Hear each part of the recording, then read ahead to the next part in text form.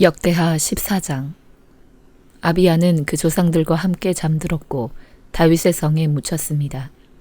그리고 그 아들 아사가 뒤를 이어 왕이 됐고 그의 시대에 나라가 10년 동안 평안했습니다.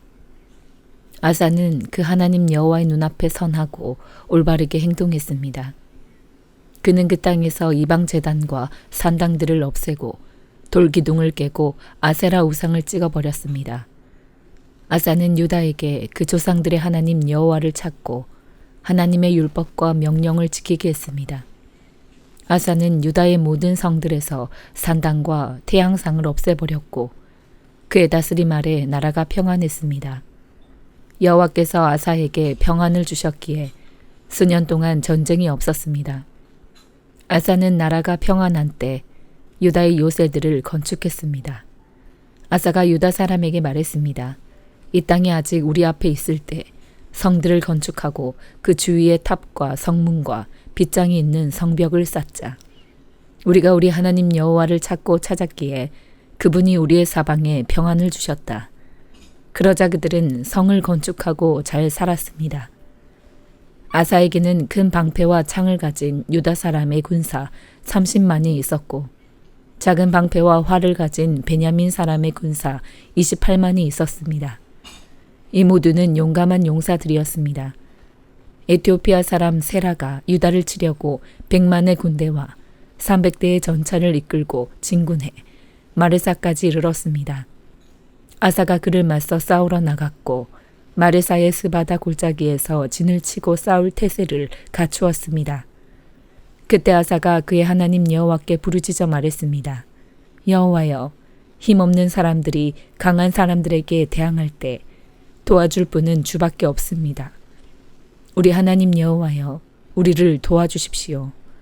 우리가 주를 의지하고 주의 이름으로 이 큰 군대에 맞서 나왔습니다. 여호와여, 주께서는 우리 하나님이십니다. 사람이 주를 이기지 못하게 하십시오. 여호와께서 아사와 유다 앞에서 에티오피아 사람들을 치시자 에티오피아 사람들은 도망쳤습니다. 아사와 그 군대가 그랄까지 그들을 쫓아갔습니다. 수많은 에티오피아 사람들이 쓰러졌고 살아남은 사람이 없었습니다. 그들은 여호와와 그의 군대 앞에서 망했습니다. 유다 사람들은 수많은 물건을 빼앗았습니다. 여호와께서 그 성읍들에 두려움을 내리셨기 때문에 그들은 그랄 주변의 모든 성읍들을 쳤습니다. 그 성읍들 안에 많은 물건들을 빼앗았습니다. 그들은 또 가축을 치는 사람들의 천막을 공격해 양들과 염소들과 낙타들을 빼앗아 예루살렘으로 돌아왔습니다. 역대하 15장. 하나님의 영이 오뎃의 아들 아사랴에게 임했습니다. 그는 아사를 만나러 나가 말했습니다. 아사 왕과 온 유다와 베냐민 지파야, 내 말을 잘 들으라. 너희가 여호와와 함께하는 한 여호와께서 너희와 함께 계실 것이다. 너희가 그분을 찾으면 그분을 찾게 될 것이지만 너희가 그분을 버리면 그분이 너희를 버리실 것이다. 이스라엘은 오랫동안 참 하나님이 없었고 가르치는 제사장도 율법도 없이 지내왔다. 그 어려움 가운데서 이스라엘의 하나님 여호와께 돌아와 그분을 찾음으로 하나님께서는 백성들을 만나주셨다. 그때 나가는 사람이나 들어오는 사람에게 평안이 없었다. 그 땅에 사는 모든 사람들이 큰 혼란에 빠져 있었다. 민족이 민족을 치고 성읍이 성읍을 치니 하나님께서 모든 고난으로 그들을 힘들게 하셨다. 그러나 너희는 강해지고 포기하지 말라. 너희가 한 일에 대해 상이 있을 것이다. 아사는 이 말, 곧 오뎃의 아들인 예언자 아사랴의 예언을 듣고 용기를 얻었습니다. 아사 왕은 유다와 베냐민 온 땅, 그리고 에브라임 산지에서 빼앗은 성들에서 그 역겨운 우상들을 없애버렸습니다. 그는 또 여호와의 성전 현관 앞에 있는 여호와의 제단을 고쳤습니다. 그는 온 유다와 베냐민 사람들과 그들 가운데 살고 있던 에브라임, 므낫세, 시므온 사람들을 불러 모았습니다. 하나님 여호와께서 아사와 함께 하시는 것을 보고 이스라엘에서도 많은 사람들이 아사에게로 돌아왔습니다. 그들은 아사가 다스린 지 15년 셋째 달에 예루살렘에 모였습니다. 그날 그들은 자기들이 빼앗은 것 가운데 소 700마리, 양 7,000마리를 여호와께 제물로 올려드렸습니다. 그들은 온 마음과 영혼을 다해 조상들의 하나님 여호와를 찾겠다고 약속했습니다. 이스라엘의 하나님 여호와를 찾지 않는 사람들은 작든 크든 남녀를 불문하고 다 죽이기로 했습니다. 그들은 큰 소리로 부르고 나팔 소리와 뿔 소리로 여호와께 맹세했습니다.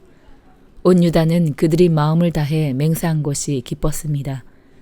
그들은 마음을 다해 하나님을 찾았고 여호와께서도 백성들과 만나 주셨습니다. 여호와께서는 그들 주변에 평안을 주셨습니다. 아사 왕은 또한 자기 어머니 마아가를 대비 자리에서 물러나게 했습니다. 그가 역겨운 아세라 우상을 만들었기 때문입니다. 아사는 그 우상을 찍어 기드론 골짜기에서 태웠습니다. 그가 이스라엘에서 산당을 없애지는 않았지만 아사는 그 마음을 평생 여호와께 온전히 바쳤습니다. 아사 왕은 그와 그 아버지가 바친 은과 금과 물건들을 거룩한 예물로 여호와의 성전에 드렸습니다.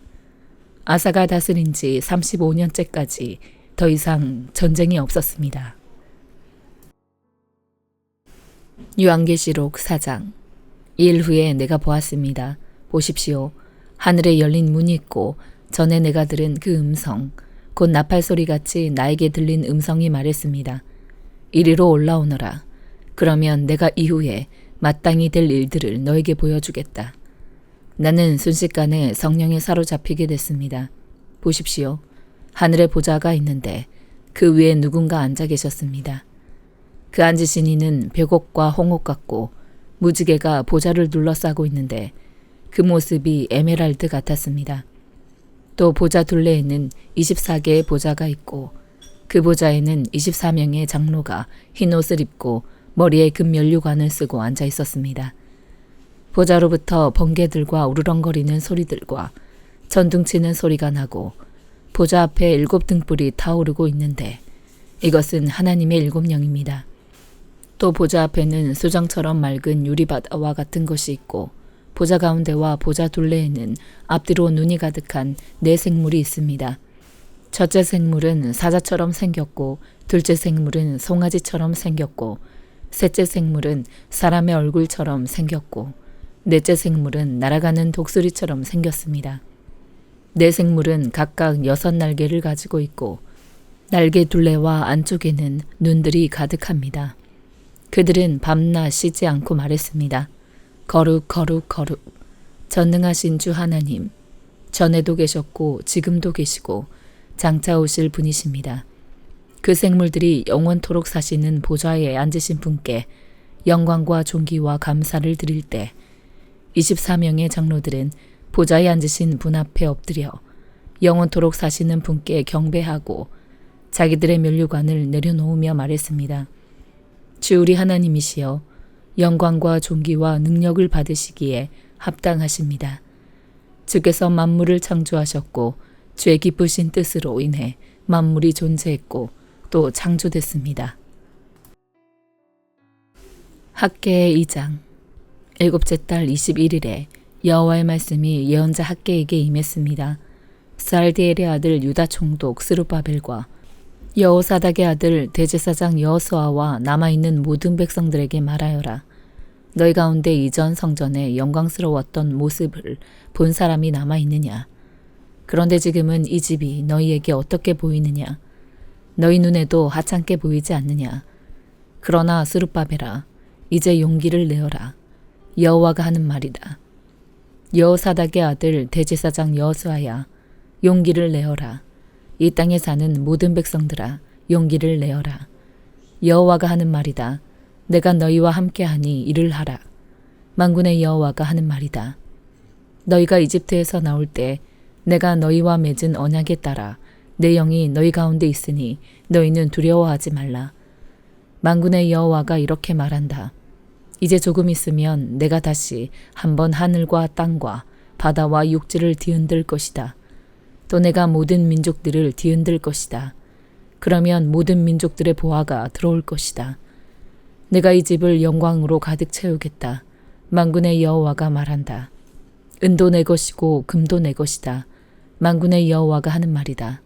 훗날 이 집의 영광이 이전의 영광보다 클 것이다. 만군의 여호와가 말한다. 그리고 이곳에 내가 평안을 주겠다. 만군의 여호와가 하는 말이다. 다리오 왕 2년째 되는 해 9째 달 24일에 여호와의 말씀이 예언자 학개에게 임했습니다. 만군의 여호와가 이렇게 말한다. 율법에 관해서 제사장들에게 물어보아라. 어떤 사람이 거룩한 고기를 그 옷자락 속에 싸들고 가는데 그 옷자락이 빵이나 삶은 음식이나 포도주나 기름이나 다른 음식에 닿았다면 그것도 거룩해지느냐고 물어보아라. 그러자 제사장들이 그렇지 않습니다라고 대답했다. 그러자 학개가 말했다. 만약 시체를 만져 부정해진 사람이 이것들 가운데 어느 것 하나를 만졌다면 그것도 부정해집니까? 부정해집니다라고 제사장들이 대답했다. 그러자 학개가 대답했다. 내 앞에서 이 백성들이 그렇고 이 나라가 그렇다. 여호와께서 하시는 말씀이다. 그들 손으로 하는 모든 일이 그렇다. 그들이 그곳에서 바치는 것이 모두 부정한 것이다. 그러므로 이제 오늘부터 앞으로 어떻게 될지 잘 생각해 보아라. 여호와의 성전에 돌 하나를 다른 돌 위에 쌓기 전에는 어땠느냐? 그때는 곡식 20섬을 쌓아도 10섬밖에 없었고 포도주 틀에서 50통을 길어와도 20통뿐이었다. 너희와 너희 손으로 하는 모든 일에 내가 말라 죽게 하는 병과 곰팡이와 우박으로 쳤으나 너희가 내게로 마음을 돌리지 않았다. 여호와께서 하시는 말씀이다. 오늘부터 앞으로 어떻게 될지 잘 생각해 보아라. 9째 달 24일부터 여호와의 성전의 기초를 놓던 날부터 생각해 보아라. 창고에 씨앗이 아직도 남아 있느냐? 아직 포도나무와 무화과 나무와 석류나무와 올리브나무가 열매를 맺지 못했지만 오늘부터는 내가 너희에게 복을 주겠다. 그달 24일에 여호와의 말씀이 학개에게 다시 임했습니다. 너는 유다 총독 스룹바벨에게 전하여라. 내가 하늘과 땅을 뒤흔들겠다. 내가 왕국의 왕자를 뒤엎고 민족들의 왕국의 권세를 없애버리겠다. 내가 전차들과 거기 타고 있는 사람들을 뒤엎을 것이다. 말들과 거기 타고 있는 사람들이 서로 자기 형제의 칼에 넘어질 것이다. 만군의 여호와가 하는 말이다. 그날에 내가 너 스알디엘의 아들 내 종 스룹바벨을 선택하겠다. 여호와가 하는 말이다. 그리고 내가 너를 선택했으니 내가 너를 인장반지처럼 만들겠다. 만군의 여호와가 하는 말이다. 요한복음 3장. 바리새파 사람들 중에 니고데모라는 사람이 있었는데 그는 유대공의 지도자였습니다. 그가 밤에 예수를 찾아와 물었습니다. 라삐여, 우리는 당신이 하나님께로부터 오신 선생님인 것을 알고 있습니다. 하나님께서 함께 하시지 않는다면 선생님이 행하신 그런 표적들을 아무도 행할 수 없기 때문입니다. 예수께서 그에게 이렇게 말씀하셨습니다. 내가 진실로 진실로 너에게 말한다. 누구든지 다시 태어나지 않으면 하나님 나라를 볼 수 없다. 니고데모가 예수께 물었습니다. 나이가 들어 늙은 사람이 어떻게 다시 태어나겠습니까? 태어나려고 어머니의 뱃속으로 다시 들어갈 수 없지 않습니까? 예수께서 대답하셨습니다. 내가 진실로 진실로 너에게 말한다. 누구든지 물과 성령으로 태어나지 않으면 하나님 나라에 들어갈 수 없다. 육체에서 난 것은 육체이고 성령으로 난 것은 영이다. 다시 태어나야 한다라고 말한 것을 너희는 이상히 여기지 말라. 바람은 불고 싶은 대로 분다. 너는 그 소리를 듣지만 바람이 어디서 오는지 어디로 가는지 알지 못한다. 성령으로 태어난 사람도 모두 이와 같다. 니고데모가 예수께 물었습니다. 어떻게 이런 일이 있을 수 있습니까? 예수께서 말씀하셨습니다. 너는 이스라엘의 선생이면서도 이런 일을 이해하지 못하느냐? 내가 진실로 진실로 너에게 말한다. 우리는 아는 것을 말하고 본 것을 증언하는데 너희는 우리 증언을 받아들이지 않고 있다. 내가 땅의 것을 말해도 너희가 믿지 않는데 하물며 하늘의 것을 말하면 어떻게 믿겠느냐? 하늘에서 내려온 사람, 곧 인자 외에는 하늘로 올라간 사람이 없다. 모세가 광야에서 뱀을 들어올린 것 같이 인자도 들려야 한다. 그것은 그를 믿는 사람마다 영생을 얻게 하려는 것이다. 하나님께서 세상을 이처럼 사랑하셔서 독생자를 주셨으니 이는 그를 믿는 사람마다 멸망하지 않고 영생을 얻게 하려는 것이다. 하나님께서 자신의 아들을 세상에 보내신 것은 세상을 심판하시려는 것이 아니라 그 아들을 통해 세상을 구원하시려는 것이다. 아들을 믿는 사람은 심판을 받지 않는다. 그러나 믿지 않는 사람은 이미 심판을 받았다. 하나님의 독생자의 이름을 믿지 않았기 때문이다. 그 심판은 이것인데 곧 빛이 세상에 왔지만 사람들은 자기 행위가 악하기 때문에 빛 대신 어둠을 사랑한 것이다. 악을 행하는 사람마다 빛을 미워하고 자기 행위가 드러날까 두려워해 빛으로 나아오지 않는다. 그러나 진리를 따라 사는 사람은 빛으로 나아온다. 그것은 자기의 행위가 하나님 안에서 이루어졌음을 나타내려는 것이다. 그 후 예수께서 제자들과 함께 유대 지방으로 가셔서 거기서 얼마 동안 제자들과 함께 머무르시며 세례를 주셨습니다. 요한도 살렘 가까이에 있는 에논에서 세례를 주고 있었습니다. 그곳에는 물이 많았기 때문입니다. 사람들이 나와 세례를 받았습니다. 이때는 요한이 아직 감옥에 갇히기 전이었습니다. 요한의 제자들 중 몇 사람과 어떤 유대 사람 사이에 정결의식과 관련해 논쟁이 붙었습니다. 요한의 제자들이 요한에게 와서 말했습니다. 라삐여, 전에 요단강 건너편에서 선생님과 함께 계시던 분, 선생님이 증언하셨던 그분이 지금 세례를 주고 있는데 사람들이 다 그분께로 가고 있습니다. 이 말에 요한이 대답했습니다.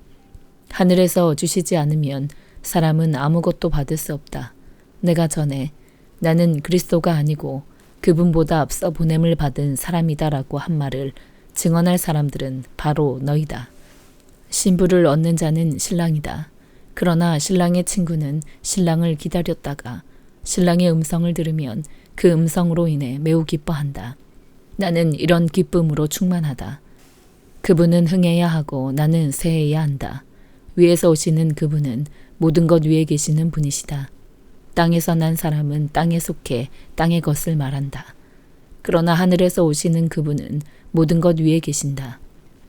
그분은 보고 들은 것을 증언하신다. 그러나 아무도 그 증언을 받아들이지 않는다. 그분의 증언을 받아들인 사람은 하나님이 참되신 분임을 인정하는 것이다. 하나님께서 보내신 그분은 하나님의 말씀을 전하신다. 그것은 하나님께서 그분에게 성령을 한없이 주셨기 때문이다. 아버지께서는 아들을 사랑하셔서 모든 것을 아들의 손안에 맡기셨다. 아들을 믿는 사람에게는 영생이 있다. 그러나 아들에게 순종하지 않는 사람은 생명을 보지 못하고 도리어 하나님의 진노를 받게 된다. 아멘.